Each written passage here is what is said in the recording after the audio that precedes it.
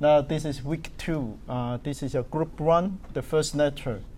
The second lecture will be on Friday. As I said last week, if you want to come to Thursday, second lecture of this week, you can all come, and you just have to stay behind, and I will do the attendance for you manually.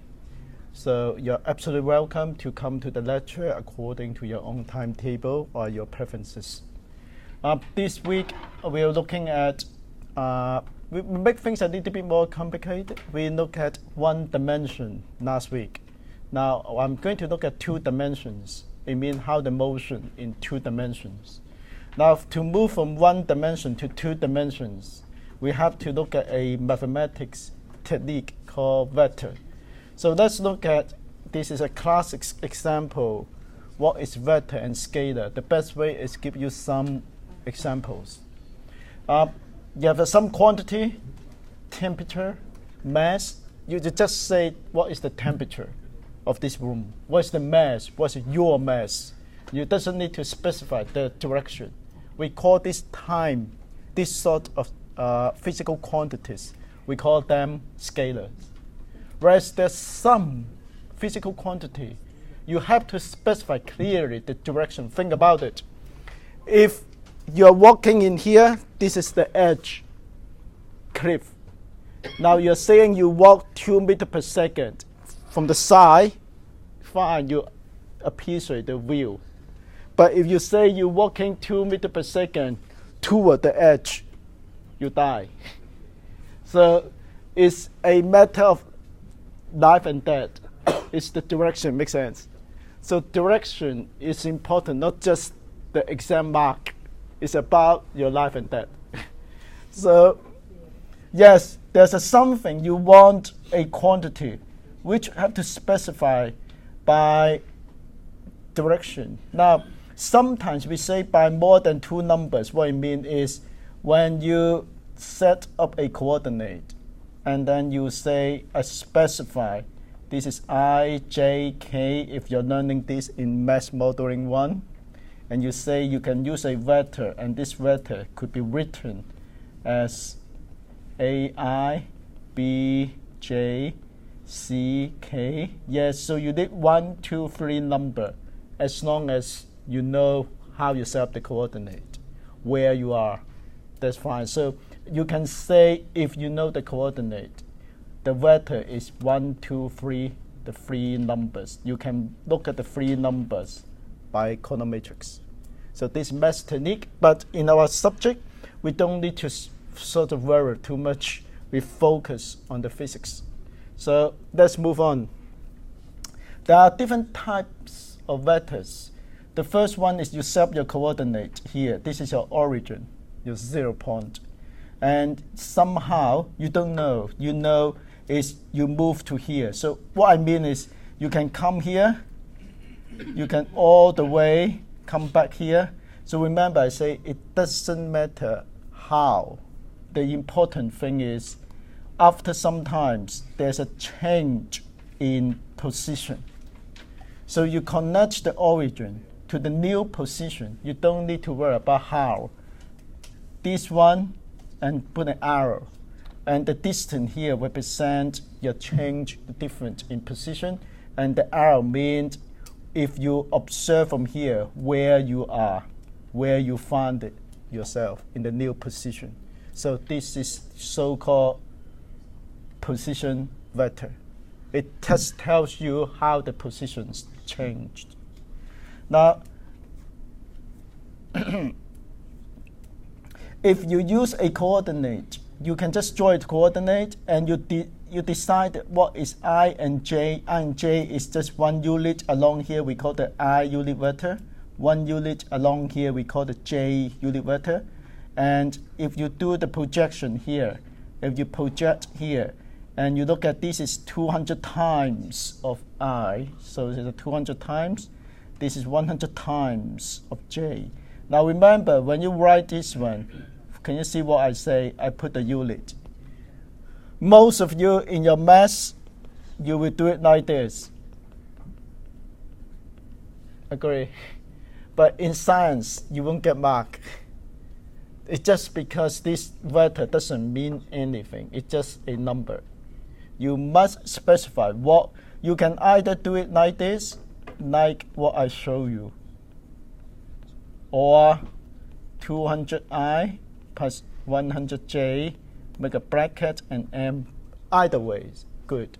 So the most important, again, is the unit. Now, sometimes you want to look at the position change. It's not just from the origin. We just look at how the position change from with respect from the origin to the origin. Now, if you are here, this is R lot. Again, R lot is your initial.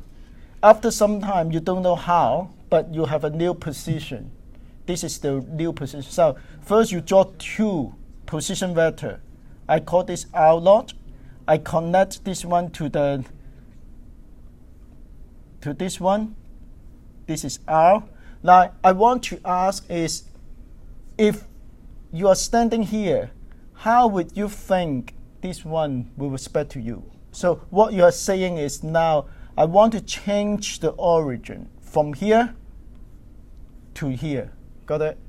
And this is so-called the position change. So your initial position doesn't have to be from the origin. You can from A to B, and you want, how do you find the change?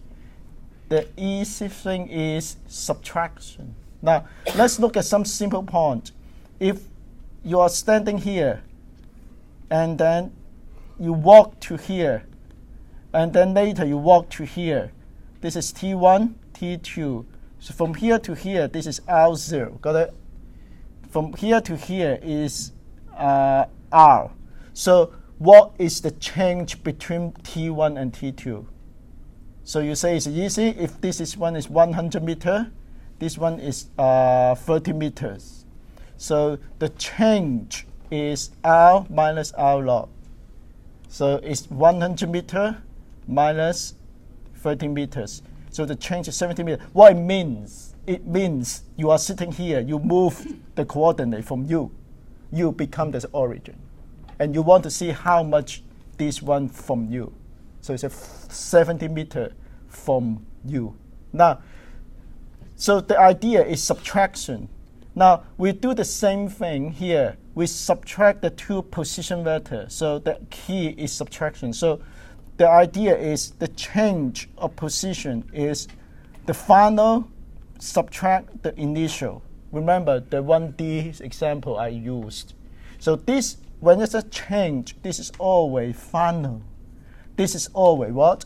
Initial. So the order is absolutely important. You don't confuse or switch the order.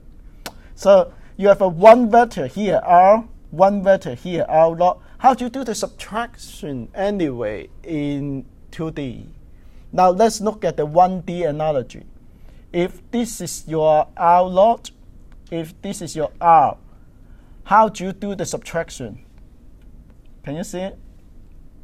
How do you connect this one? You connect this point and this point. Can you see it? And you start from the initial to the final. Can you see it? Now, in the 2D, we do the same thing. We find these 2 points here. The result is from the initial to the final. Can you see it? So a little bit like now, if you look at from the dynamical point of view, it seems you're getting this here, and then you connect here. Can you see it? You open this one here, you connect this one. So the connection is always the initial point to the final.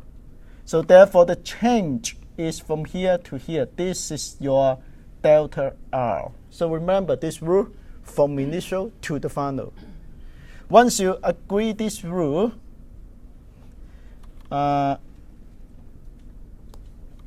once you agree this rule, let's look at how to use component form. Now, we have 2 different ways to do it. One is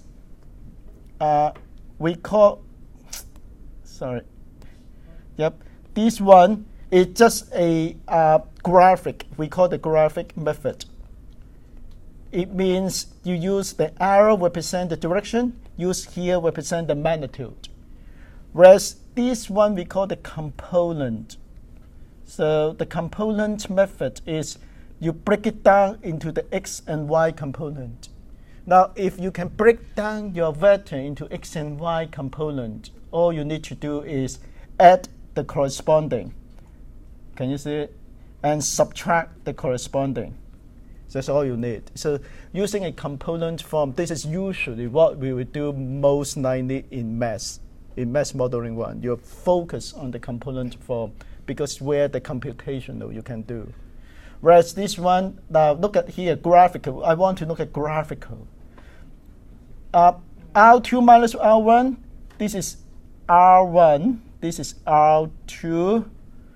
So okay, R2 minus R1, R2 minus R1. Remember, you draw, this is R2, R1. Which one is initial? R1. You start from the initial, this point, connect to the final. So this is your delta R. Now remember, if a change from R1 minus R2, all you need to do is what? Swap this one, can you see? So it just be at the same magnitude you will get, but the direction reversed. Addition, how do you get the addition? Now there's two different methods you can get the addition. If you look at how I get it, your addition will be, we call the parallelogram method. You use this tool and make a parallel graph here, make the parallel line here. You look at here, this is like a parallelogram. You connect this one to the diagonal. This one is R1 plus R2. Right. Alternatively, if you are saying this is R1, this is R2, you draw the parallelogram. Now, can you see the R1 here is actually the same as this one? So this is also R1. So the alternative method is we call the head to tail method. Head to tail is when you add, you just move one letter R1, you connect this one R2, you can do it R3, and then you can do it R4. In your revision, you have similar problem. So you connect all like a train, head, tail, head, tail, head, tail, and finally, your answer, your sum will be from the initial to the final. Can you see? So this is head-tail method.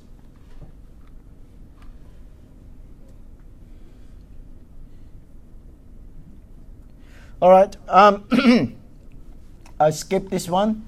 Now, the problem is sometimes you will given two things. You're given the magnitude, it means the length, and the theta. The theta is the angle between the x-axis, and also we always measure the theta from the x-axis counterclockwise. This is positive. So in science or engineering, this is positive angle.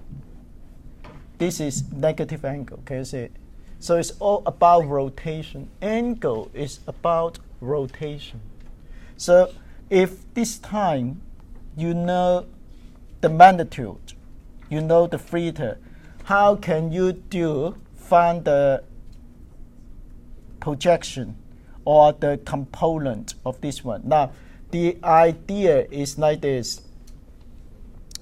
How about first reverse? If we know this x, we know this y, how do you get the magnitude? We use Pythagoras theorem.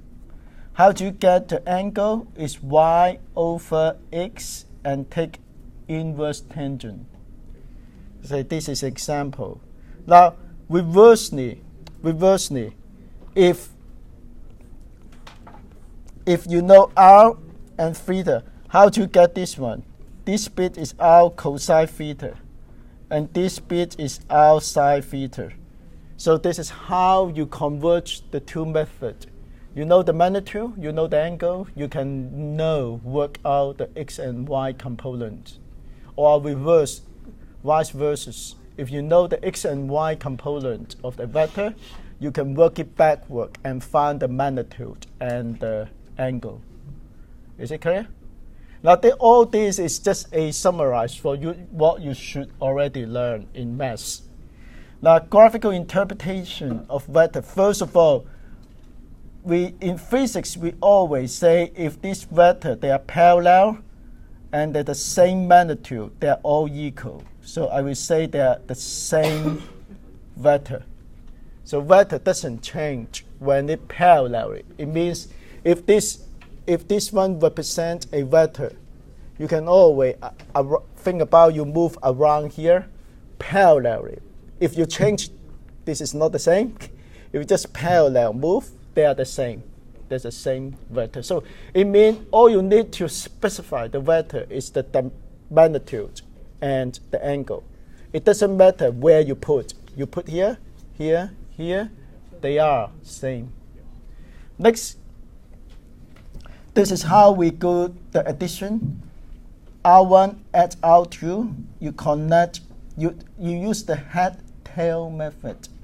You join the R2, the tail, to the head of R1. Therefore, the head-tail, and you stop here, and then you connect the initial tail to the final head, and this vector is R1 plus R2. This is the sum of these two. The same, if you do the subtraction is R2 minus R1 is from R1 to R.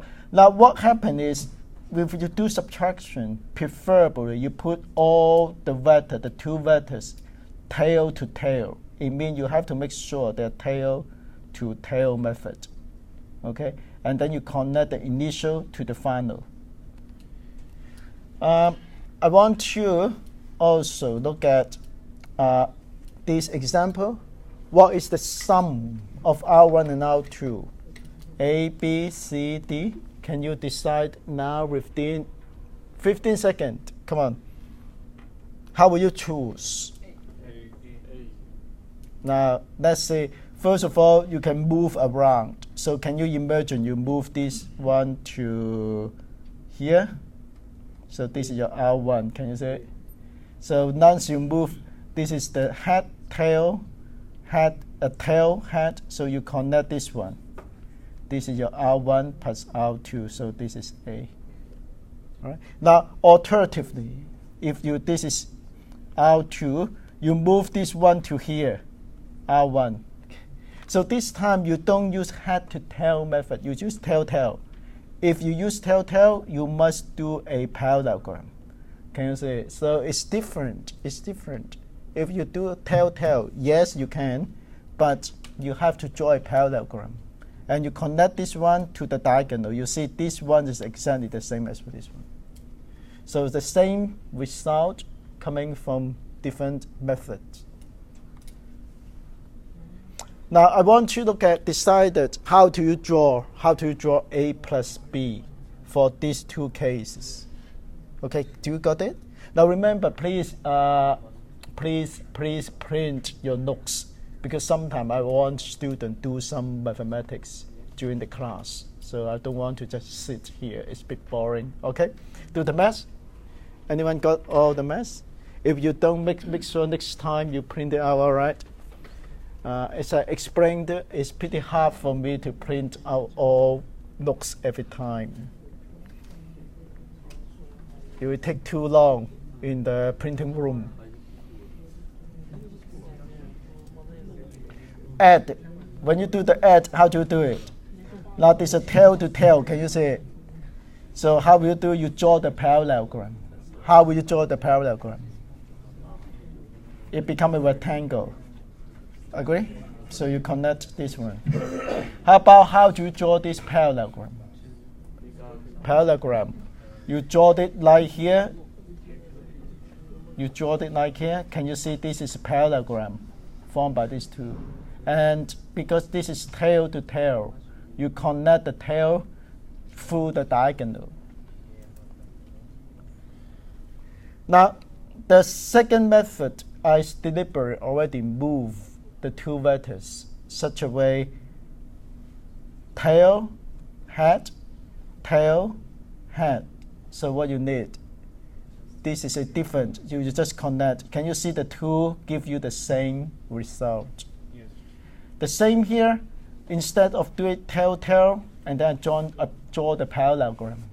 This time I do tail, head, tail, head. Now I connect, make it finish. And this one is what? Is this one the same? Okay, so this is your result.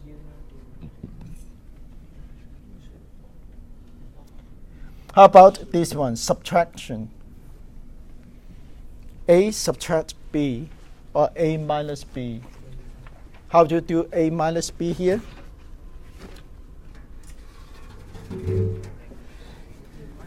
Now, it depends on how you connect. Now, if you do the tail to tail, so this is easy. A subtract minus B, this is your initial, this is your final. So initial, start from the initial, connect the final. So this is your A minus B. Now this same thing, this is your initial, this is your final. You connect this one, this is A minus B. How about here? Now here is strange. You arrange this one in tail, head configuration. Now, if you got this one, you can think of one thing. Think of what? If I ask you to do 5 minus 2, can you think of like as 5 plus negative 2? Will change the direction of B. Exactly. So you add, but this time you add log B. Use A subtract B, you mean A add negative B. So this is negative B. And you connect this one. Can you see this vector is exactly this vector? Yes, there's the same method. So remember, sometimes you can use either method. I mean, both thinking work. So the same idea, A subtract B, you think this problem is A plus negative B. So all you need is switch the positive into negative. So this one is negative B. Now you can do the addition. A add negative B. This is your result, point to here. And this is the same as here.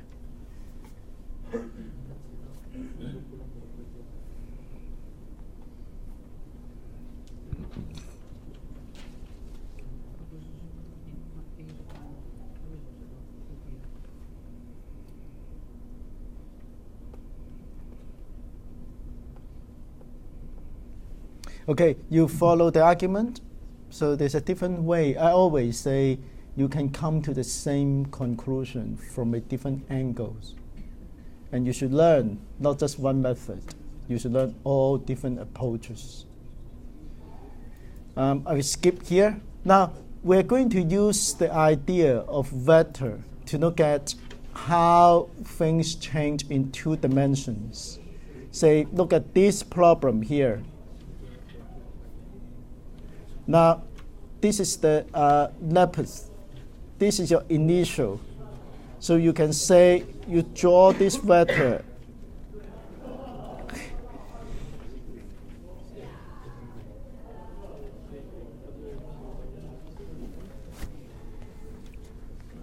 Okay.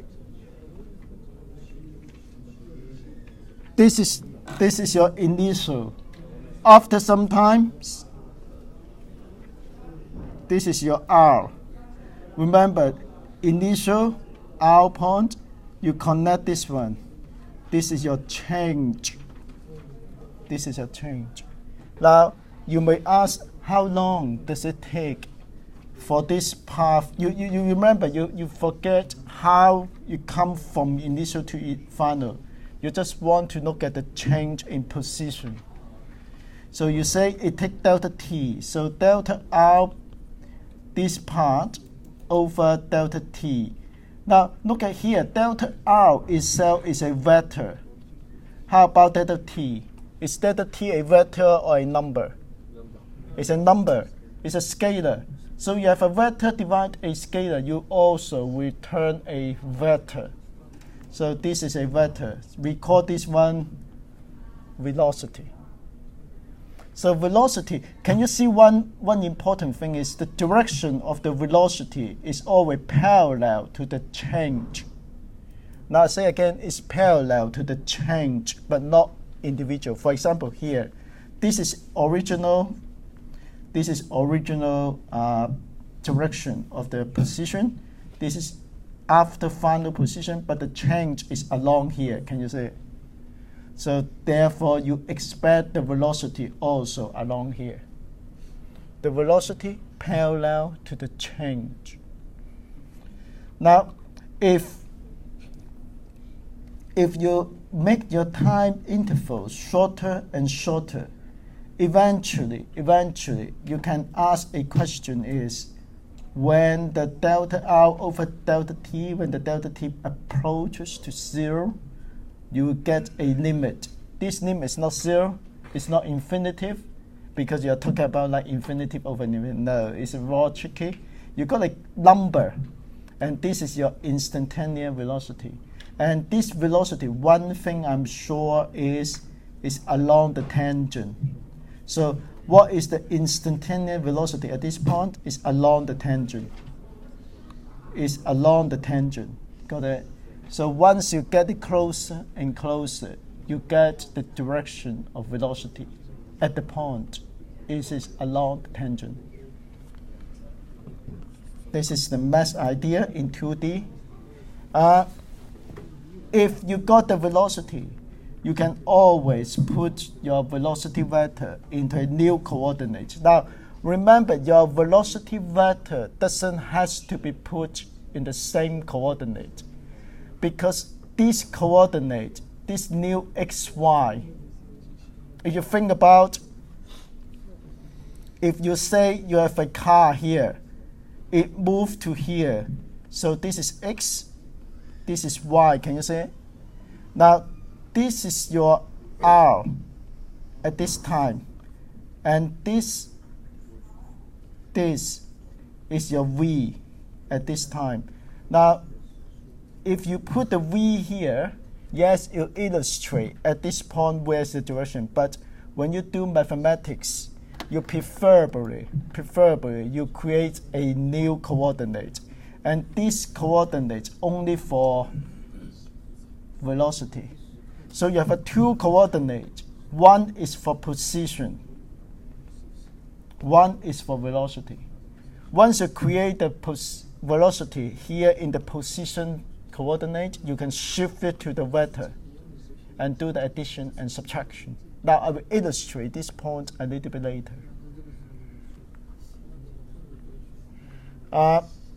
This is the key. Now imagine if you set your coordinate like here. So this is your x, this is your y. So what is the position? What is the position? Now this is your r, initial position. But along the r, you got the initial velocity, which is along the tangent. Can you see it's along the tangent? So this is your initial velocity. After some time, your car moved to here. So again, you draw this tangent. This is your final velocity. Okay, so you got your initial velocity, your final velocity. Now you want to know is what is the delta velocity. What it means, delta means always change. When I say change, it's always final minus what? Initial. So how to do the subtraction anyway? can you do the subtraction here? Can you see your initial velocity attached to the car here? Your final velocity attach the car at this point. How would you do the subtraction? The answer is you cannot do the subtraction here in this wheel space. Therefore, I have to ask a student, think. You create another imaginary space.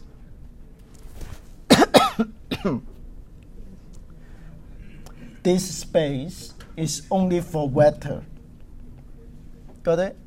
It's only for what vector? It's for velocity vector.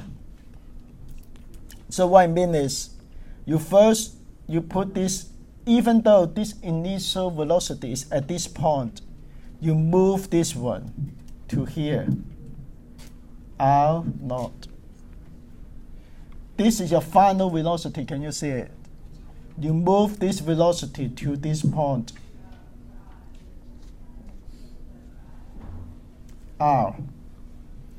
Now you got the initial and final velocity both put at the origin of the new coordinate. And this, remember, except this coordinate is only used to do vector addition, velocity vector addition.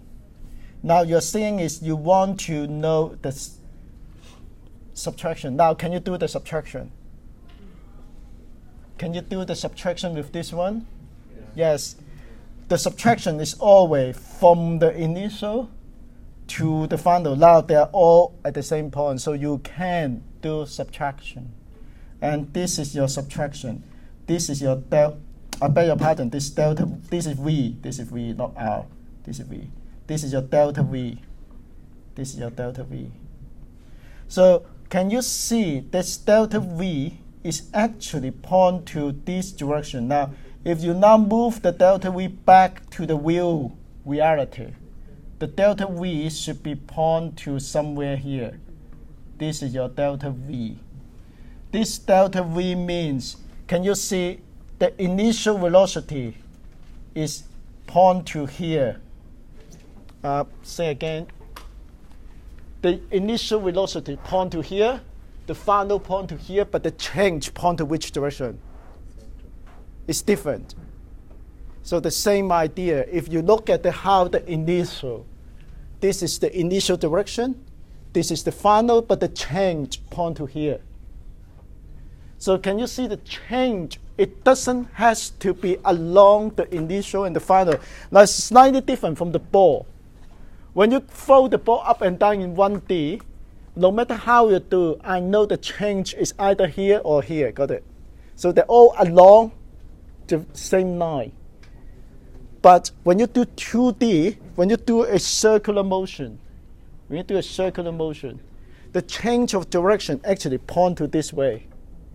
And this is critical because the change of velocity over time, what you get? Change of velocity over time. Acceleration, so the acceleration point to this way. So you see, you have a ball rotating here. You do it here, but the change of the acceleration point to this way. It's not along here, point to this way. That's where this is the force. Point to, that's what we call this acceleration, centripetal acceleration. Centripetal or centripetal. It's pointing to the center. You see all this coming from the vector subtraction. Follow the argument? Now, of course, I can do the magnitude later in week 3, next week. So yes, it's important.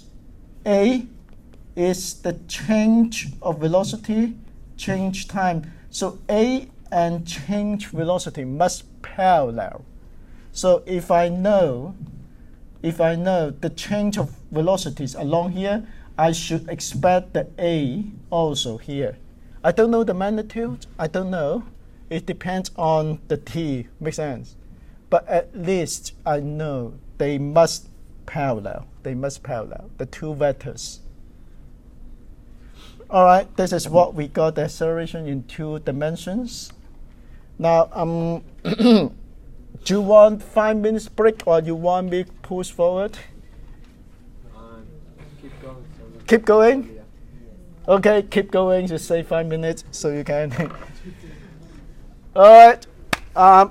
Before we move on, we move to the next topic, and maybe before we move on, and we can do the attendance first. Big things.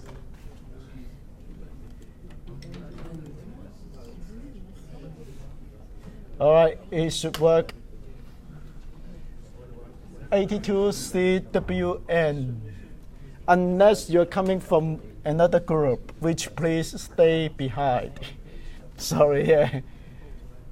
Stay behind. I do it manually for you.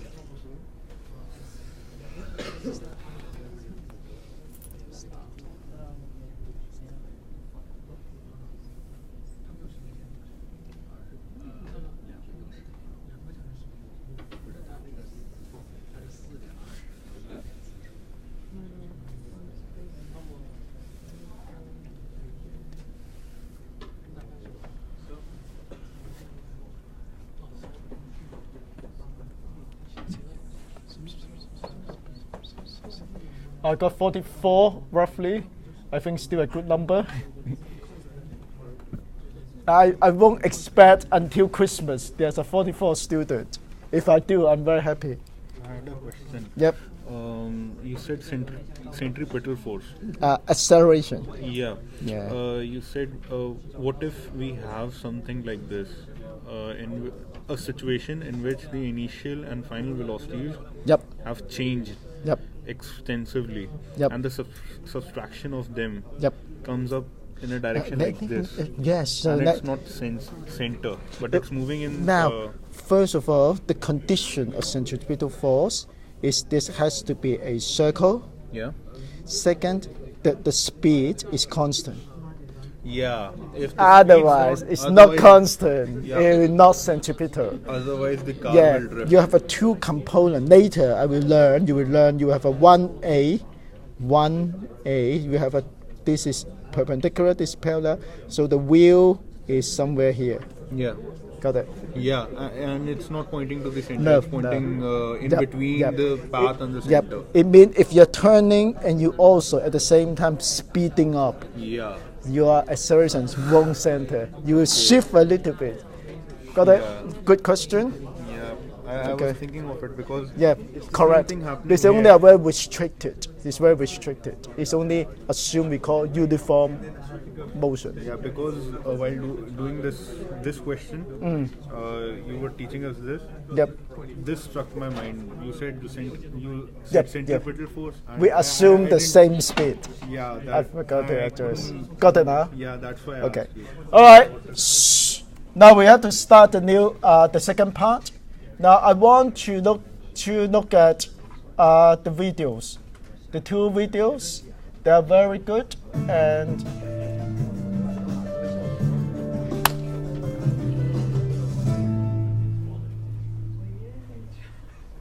In this clip and the following clips, we're going to look at projectile motion at an angle. Now, something is thrown like that, and there's a force applied to get it going at a particular velocity and at an angle. But once the force is removed, it's in free fall. Now, I repeat a little bit what he just said. Look at the word he said. This last sentence. And at an angle. But once the force is removed, it's in free fall. Once the force is removed, it's in free fall. What it means, if I put this one here, I accelerate, okay? And I remove the force. This is already free fall. It means even though it's going up, it's free fall. Say again. So if you were in my tutorial previously, that's what we are doing, the rocket problem. So free fall doesn't mean fall. It just means under gravitation. Now you see this, that's all we say. And the only force acting is gravity down. What's keeping it going is the inertia of the object. Now, in order to understand this and to do questions, we need to see the big picture. There are two simultaneous motions, the sideways motion and the up and down motion. So, let's look at these. Now say again, actually there's only one motion, this parabola. But you can imagine say again, emergent.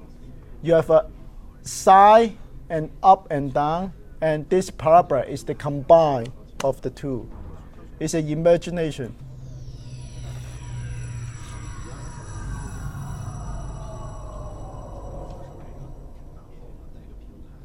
Let's look at the initial conditions. We have an object, and we've applied force to the object, removed the force, and it's now in free fall.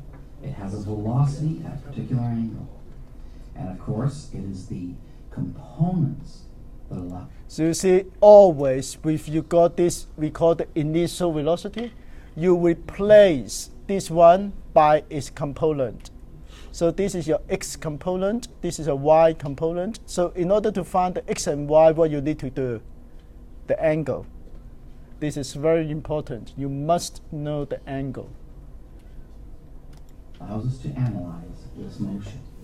Notice how we can add these two components together to get the velocity, and the angle is there. Those two are usually given. And so we can find the horizontal component, v sub x, and the vertical component, v sub y. In most cases, your first step, find the components. Now we've done this many times, so here we go. Vx is adjacent to the angle, and so we write down v cosine theta, and then we work out what the number is. And here we have Vy, the vertical component, will be V sine theta.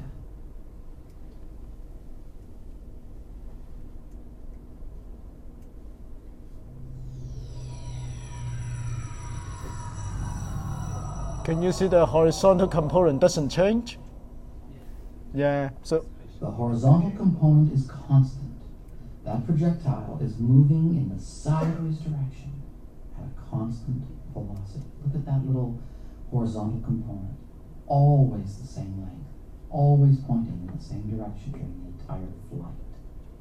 If a huge eye were to look down from above on that motion, from way up high, it would see that projectile moving in a straight line at a constant velocity. okay, you can imagine a little bit like there's an aircraft flying from here to here. And if you look at the sun, project the shadow of the aircraft. You will see the shadow of the aircraft move along the plane, along the earth, with constant velocity. Make sense?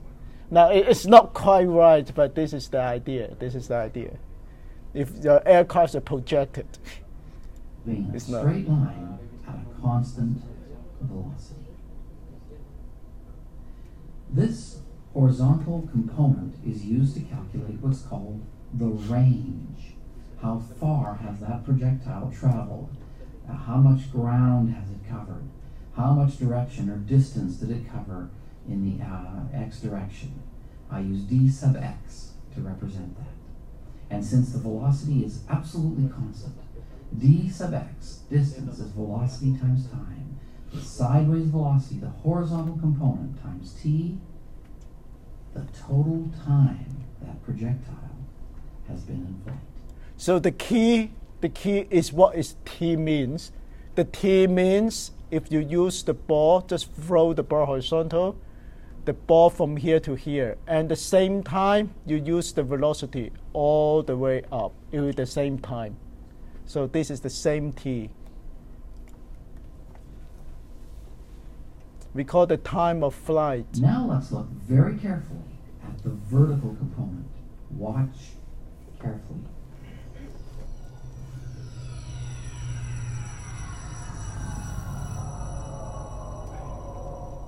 The vertical component starts with a certain value and then decreases, passes through point 0, reverses direction, and comes down. Exactly the same as a ball thrown up and down. In fact, all of the mathematics we use to describe that motion is used to describe this projectile motion. And Vy is the initial velocity in the upward direction that we will use in the kinematics equations. And the vertical velocity at the very top of that motion is 0. It still has a sideways horizontal velocity, but in the vertical direction, it passes through point 0. And the vertical component determines how high the projectile goes, and the vertical component will be used to find out how long the projectile is in the air. And we use this Vy in all of the kinematics equations as V initial.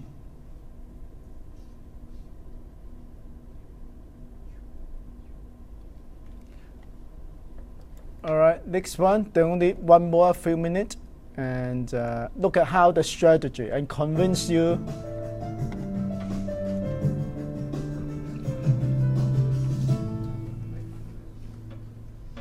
Let's summarize. In projectile motion at an angle, we have two simultaneous at the same time motion. The sideways motion is constant velocity, and of course the math for that is very simple. And the up and down motion is uniform acceleration, exactly the same as a ball thrown up and returning to the hand. It might be good to review that material. So to clarify, we'll look at another example. And what I want you to see are three balls.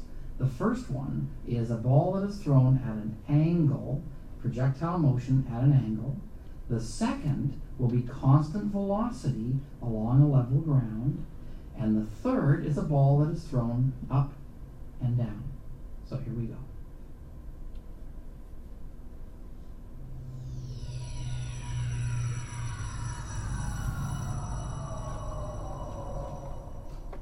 The first ball on top will be our projectile that will be launched at a particular velocity at a particular angle. And of course, we have two components, the horizontal and the vertical. The bottom ball will be launched sideways at the moment the first projectile is released, and it will move at a constant velocity, a velocity equal to the horizontal component. Now I want to highlight is here, when we compare this ball is using the horizontal velocity. It is not using this velocity, can you see it? This is less. The horizontal, the component is less than the original.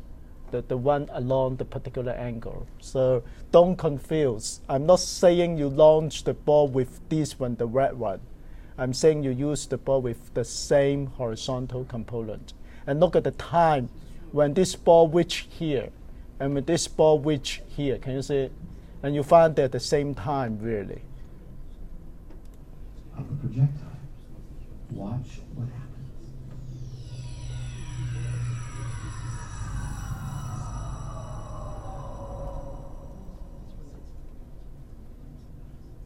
The horizontal motion is constant velocity. Now we'll look at the vertical component. This projectile will be launched, it has a velocity, and another projectile will be thrown directly up in the air with an initial velocity equal to the vertical component of the projectile. Now watch what happens.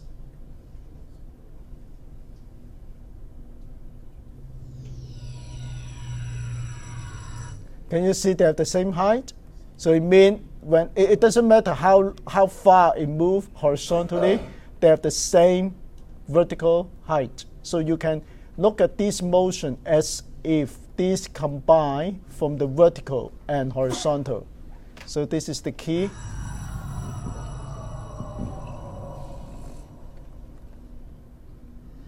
The vertical motion is identical to an object thrown up and down and is completely independent of the sideways motion.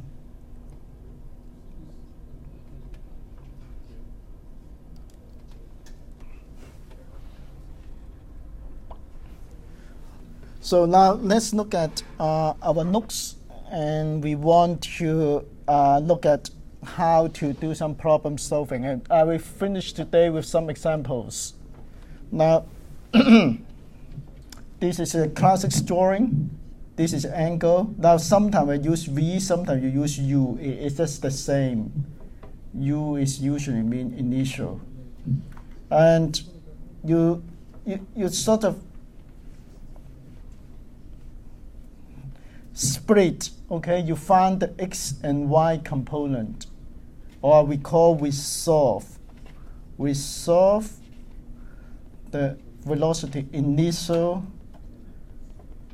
velocity into its x and y component. Got it? So there's a key word is resolve. When you see the word, people use the word resolve, you mean you find this one, split this one into up and down. Okay, look at the physics. For the vertical component, you always use the just like kinematic, falling up and down. And horizontal component, the acceleration is 0, so there's no acceleration. So you just split your problem into two different problems. If you throw the ball horizontally, it means you throw the ball here. It doesn't have vertical component. So what I mean is you look at the snapshot of two balls. At the same time, this ball throw this way, the other ball drop. You see, unless initially there's some error, they're pretty much the same height. Can you say it? So it means, now say again, it means, yes, you can throw the ball horizontally, but the time in which the ground will be exactly the same time another ball drop here. So the two times. It doesn't matter how far you throw. It can be very fast, it can be very slow, but if you only got this velocity, so the time in which the other part is exactly the same time, I drop this one. It's interesting, isn't it? So the time doesn't depend on how fast I move. So this is, it can be as far as 1,000 kilometers per hour along here. And the time this one reach here, exactly the same, look at here. So something I have to convince yourself, and exactly you see this is exactly what this picture tells you. Now I know it's not easy sometimes, but you have to convince, and it's true. All right, now that's why if you resolve the two vectors, horizontal, vertical, at a different point in the flight, you see here, the same, 8.7, the same. So if I ask you, what is the velocity at this point? 8.7 is the horizontal. Is any vertical component? No, 0. The vertical component here is 49.2, 24, and 0 here, going back here. Another thing is, can you see this line? As long as they're horizontal, this line is at same level. This one, the vertical is vertical, 24.6. This one is negative, 24.6. So that again, this is because symmetrical argument. Along the same level, one is up, one is down, the same magnitude. So same speed, different direction. Now, this diagram illustrates all the way the g is the same. The acceleration is always point down and equal to negative 9.8 meters per second squared. Whereas the velocity actually changing. Why?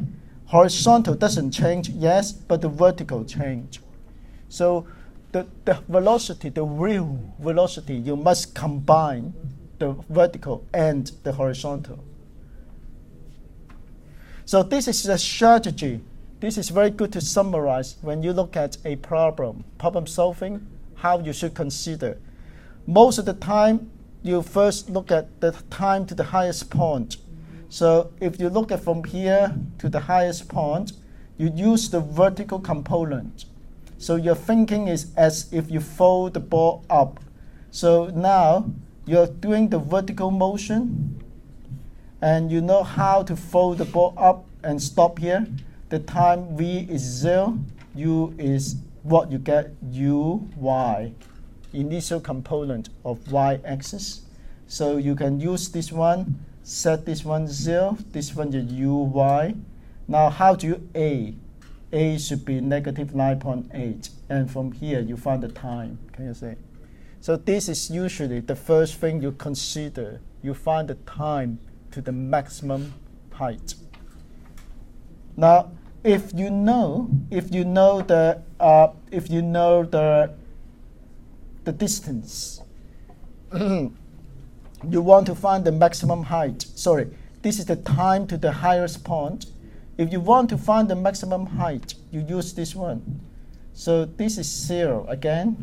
This is y square. This is 2 negative 9.8, and this is s.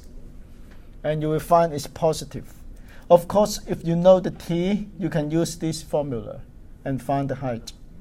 Time of flight. The time of flight, if you have these situation, circumstances, this time of flight is equal to the 2t1. It means the time to the maximum, if this one is t1. Of course, from here and to here is the same. However, if you have this situation, you throw your ball up to a cliff, the time will be different. Can you see it? Now be careful about the problem. You don't always multiply from here to here, only give you the time multiplied back to here. You have to think of how to find this time. The best way is later I show you during the example. All you need to do is find your coordinate and look at the negative distance, negative displacement. The range, all the range is, you know the time of flight, you just R the range equal to ux plus time of flight. That's all you need. So this is a strategy. Let's look at some real examples. Okay, skip all this. It's not very important now. You have 3 different types of questions. The first one is just throw the ball upward and down. So it means you throw the ball up and down is a special case because you only got vertical component. You don't have horizontal component. When you throw the horizontal velocity, just like here, you smash the ball horizontally. So you got this one. The third one is you look at this one. So the 3 different types. Now let's look at the second one. The first one we already dealt with last week. Look at this part. And I know I already give you the solution, but I just want to go through as if you don't know the solution.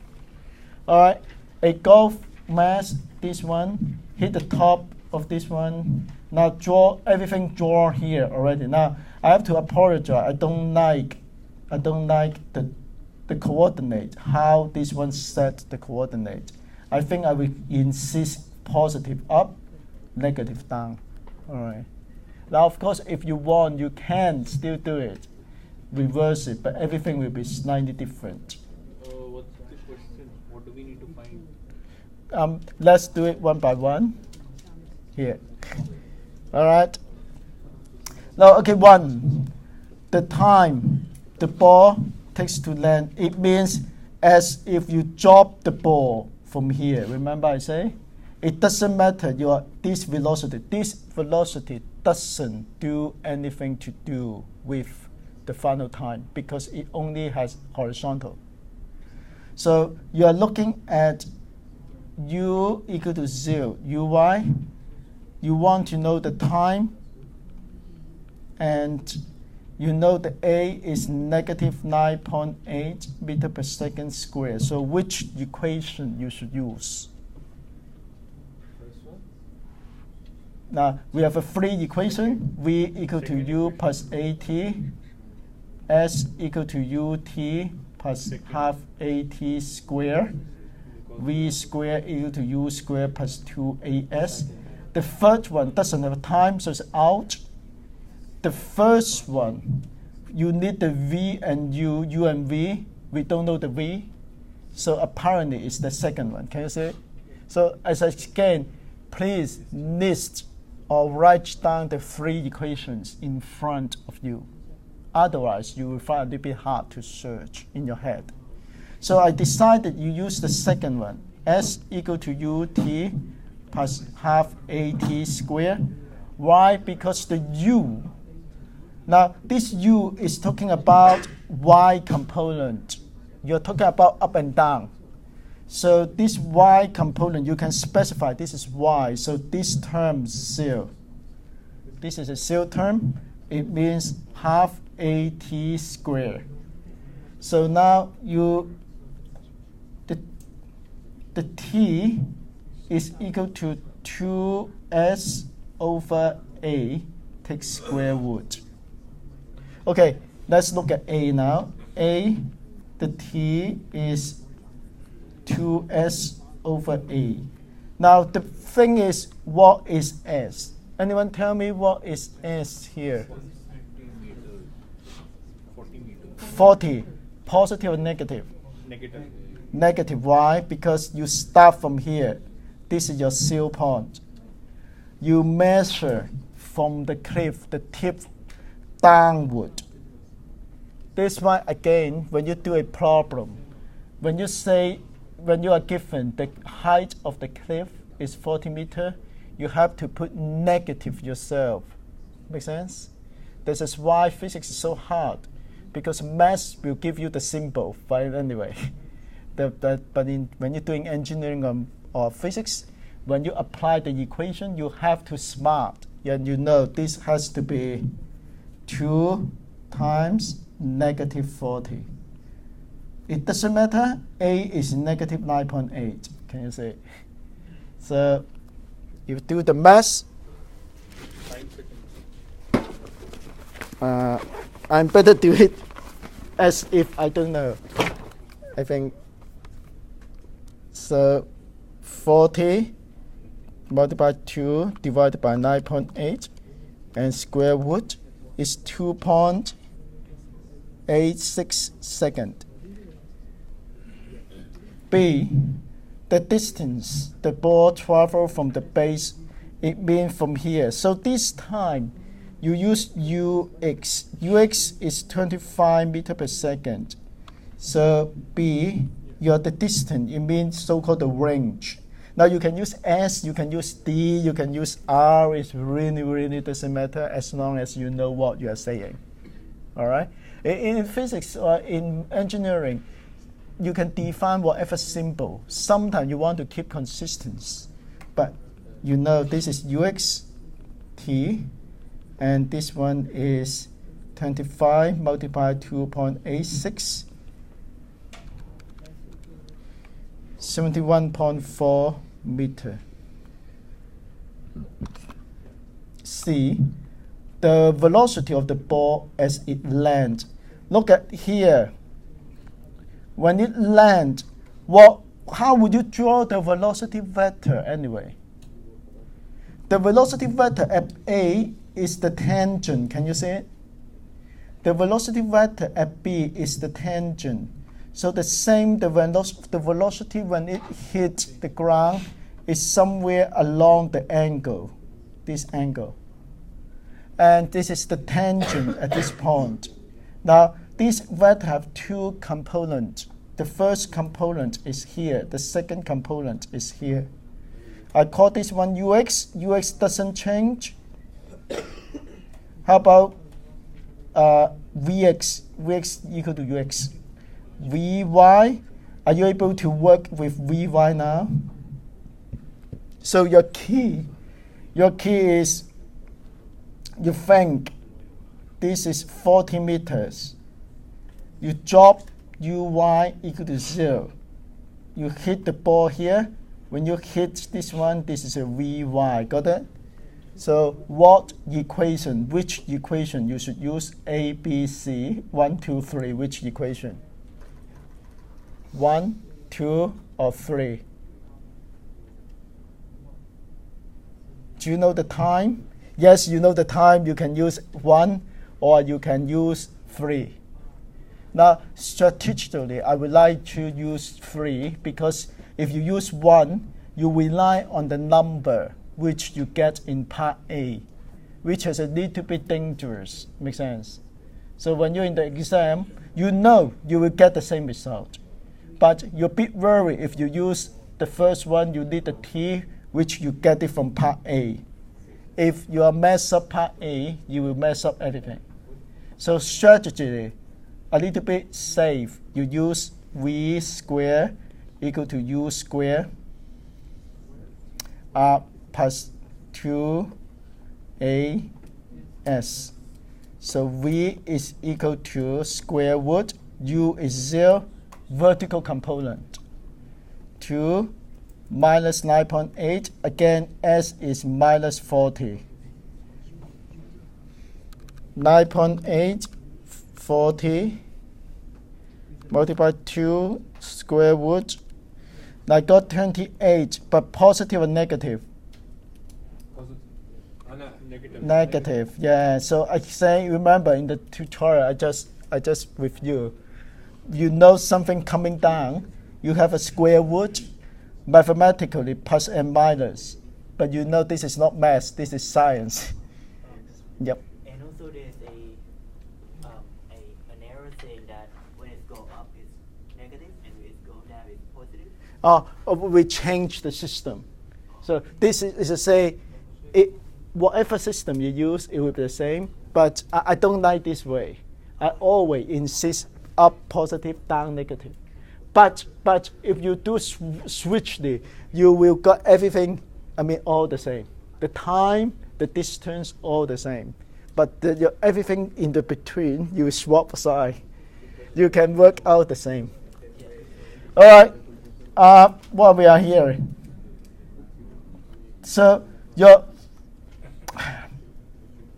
negative. So remember, this is 28 meter per second negative. You get this one 25 meter per second. So you have to use Pythagoras theory. So this one is 28 square plus 25 square. So what you get is 28 square plus 25 square and square root. So there's a 37.5 meter per second. So you see, this is 37.5 meter per second, point this way. Now you see, this is not an easy task, finding the final velocity. You may always forget you have to use Pythagoras theory again to combine this and this part. You have to find the two components separate. What's the net force? The net force is easy. It's mg. It never change. So it's 0.150 kg. Remember, you have to convert this one into kilogram with 9.8 meter per second square. What's the acceleration? 0. Minus 9.8 meter per second square. Always the same. All the same.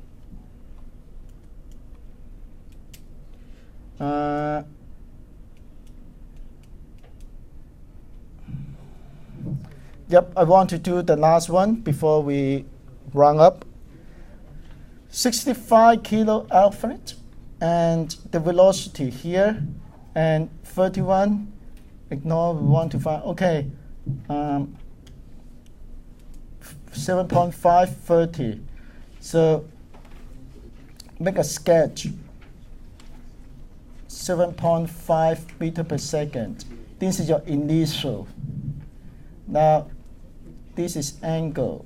This is 30 degree. Now, you want to know is what is the horizontal component. Not now. Horizontal component. So this is your horizontal component. So this component is equal to ux is equal to 7.5 cosine 30 degree. So do your math. This is 6 point.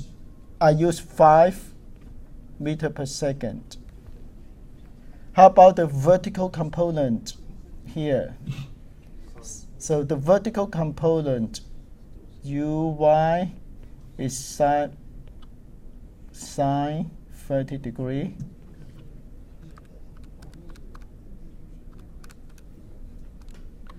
This 3.75 meter per second.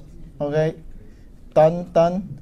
The velocity when this highest point, anyone can tell me immediately what is its velocity at its highest point? Nope. The velocity is the overall velocity. velocity, 9.8 is acceleration. Can you see? Now switch back to here, this graph.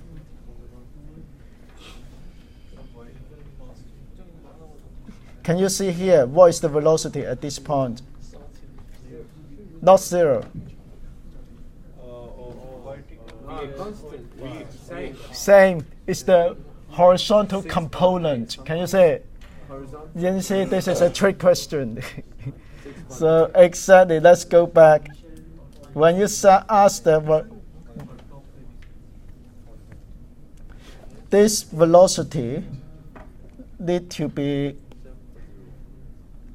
ux at the highest point, which is 6.5 meter per second. Can you see? Because the y component is 0, but the horizontal component is still here. Makes sense? Yeah. It's the smallest overall velocity, but not 0. So can you see? It's always switch. You have to clear what component you are talking about, x, y, or the overall. So your mind has to be very clear what you are talking about. So this is the overall. Maximum height. Maximum height is easy. When you do the height, you always use the vertical component. You know this one is 6.5 meter per second. You look at the maximum height. What is the hint? Whenever you know the maximum, the height, the final velocity equal to 0. V, y, 0. You want to know is the height. So this is your S. You want to know, or D, whatever you want to call. So A is negative 9.8. Which equation you should use? The same equation, V squared equal to U squared plus 2AS. So the S is V squared minus U squared over 2A. And V is 0. And U is 6.5 square. 2 minus 9.8. Let's do the math. 6.5 square divided by 2 divided by 9.8. You got 2.16 meter. So the total height here is 2.16 meter. Total time.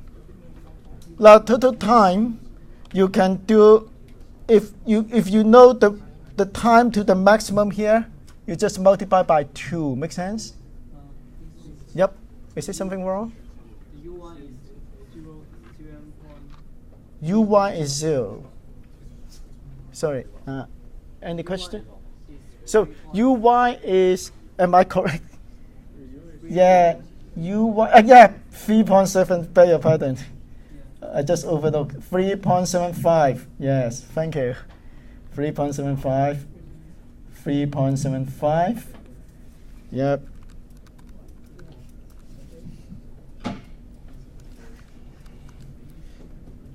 You know, your O is 0.717 meter.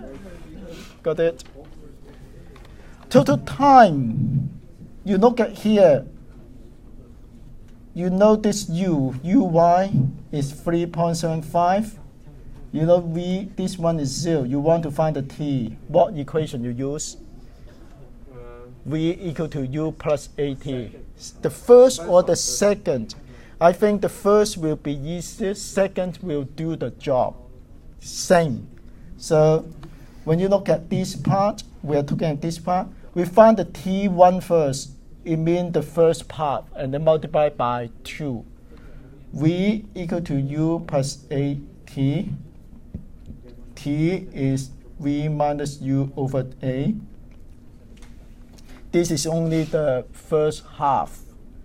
0 minus 3.75 divided by minus 9.8. So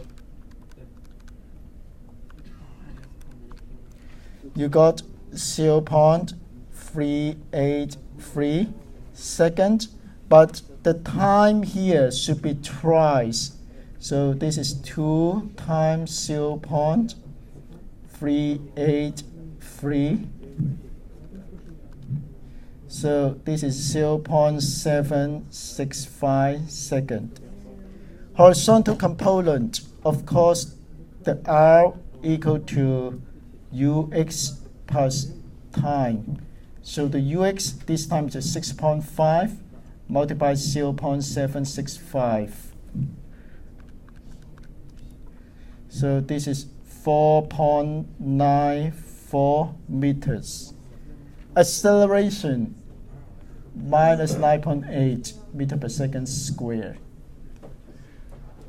Now, this type of question, I always say this, I call this classic high school question. I will expect you in the tutorial next week. We're going to solve this sort of question. You know, I will give the muzzle velocity, it means the velocity of the bullet leave the gun. You know the distance of your object, say a tank. So you want to find, so you know this one, you know the U. You want to find the angle. Now this sort of question is harder, a lot harder. In your high school, even though you've done projectile motion, you may or may not done this problem. If you've done it, it's good. It means you've done, I forgot, HSC, unless you do, no, HSC you won't do this sort of problem. But some, when I did my applied mathematics in A level, we did this sort of problem. So you may come across, forget this line, it just means air resistance, it will drop. So we'll go through more challenging questions in tutorial, like as usual. So we'll stop here. I will see you guys on Friday morning. And if you're coming from another group and you can stay behind, I will do the attendance for you now.